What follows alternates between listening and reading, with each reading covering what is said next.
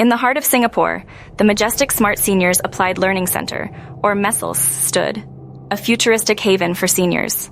Meet Grandma, a sprightly 75-year-old with an insatiable curiosity for technology.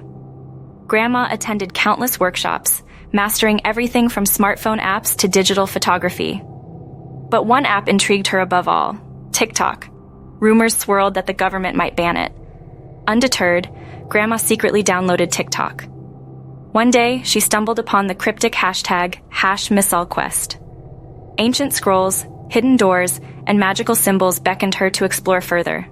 At midnight, Grandma slipped into the quiet MSSALC. Guided by the hashtag, she discovered an old book, a guide to unlocking TikTok's hidden dimensions.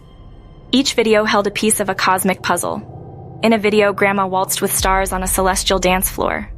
Another led her to surf pixelated waves in a neon ocean. When she mastered the time warp dance, a portal opened.